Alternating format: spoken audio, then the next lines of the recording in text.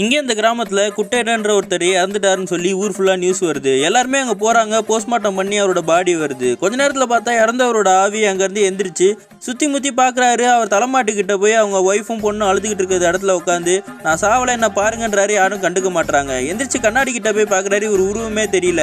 நம்ம உண்மையிலே செத்துட்டோமோன்னு சொல்லிட்டு வீட்டு வாசல்ல உட்காந்து ஃபீல் பண்ணிட்டு இருக்காரு. அந்த டைம்ல கோட் சூட் போட்ட ஒரு ஆளு பெட்டியோட வந்து உள்ள 2 செருப்பு எடுத்து அவர்கிட்ட கொடுத்து இதை போட்டுக்கோங்கன்னு சொல்றாரு. அவர் எமலோகத்துல இருந்து வந்தவர் இந்த செருப்பு போட்டீங்கன்னா நம்ம எமலோகத்துக்கே போயிடலாம்னு சொல்றாரு. ஆனா இவரோ வந்து நான் அதை போட மாட்டேன்னு அடம் பிடிச்சிக்கிட்டு இறந்தவரோ எமலோகத்துல இருந்து வந்தவர்கிட்ட 2 விஷயம் சொல்றாரு. என் தம்பி வந்து வெளிநாட்டுல இருந்து வரான். அவன் வந்ததுக்கு அப்புறம் தான் என் பாடி எரிப்பாங்க. அதுக்கப்புறம் தான் நான் வருவேன். இன்னொன்னு நான் எப்படி செத்தேன்னு எனக்கே தெரியல. அந்த விஷயம் தெரியற வரைக்கும் நான் அவன் கூட வரமாட்டேன்னு சொல்லிடுறாரு. அப்ப இவர் யோசிச்சு பாக்குறாரு. இவர் சாவறதுக்கு முன்னாடி இவரோட க்ளோஸ் ஃப்ரெண்ட் வந்து கொஞ்சம் காசு கேட்டிருப்பாரு. இவர் தர முடியாது, நீ முன்னாடியே கொடுத்த காசு திருப்பி தாடான்னும் போது நான் அவனை கொன்றுவண்டான்னு மிரட்டிட்டு போயிருப்பாரு. ஒருவேளை அவன் தான் கொன்று போனான்னு யோசிச்சுட்டு இருப்பாங்க.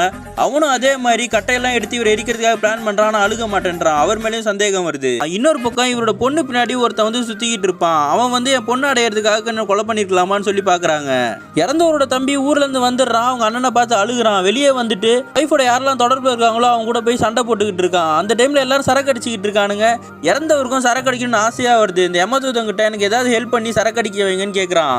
இறந்தவரும் அந்த பவர் மூலயமா சரக்கு குடிச்சிக்கிட்டு இருக்கும் போது குடிச்சது போதுன்னு பாட்டில் போடுங்க. அந்த பாட்டில் எகிரி போய் கீழே விழுந்துருது. இந்த சண்டையில் அந்த ஏரியா வார்டு மெம்பர் அந்த பாட்டில் மேலே விழுந்துடுறாரு. அவர் வயிற்றுலையும் குத்தி கொஞ்ச நேரத்தில் அந்த ஆளும் இறந்து போய் அந்த இடத்துக்கு வரான். அதுக்கப்புறம் தான் போஸ்ட்மார்ட்டம் ரிப்போர்ட்டை பற்றி பேசிக்கிட்டு இருக்காங்க. இவர் எப்படி இறந்துருப்பாருன்னா நைட்டு சிக்கன் சாப்பிட்டுருப்பாரு. அந்த எலும்பு தொண்டையில் குத்தி செத்து போயிருப்பாரு. இதை கேட்ட உடனே அசிங்கமாக இருக்குன்னு டக்குன்னு அந்த செருப்பு வாங்கிட்டு போயிட்டு எம்ம உலகத்துக்கு போயிடலான்னு முடிவு பண்ணுறாரு.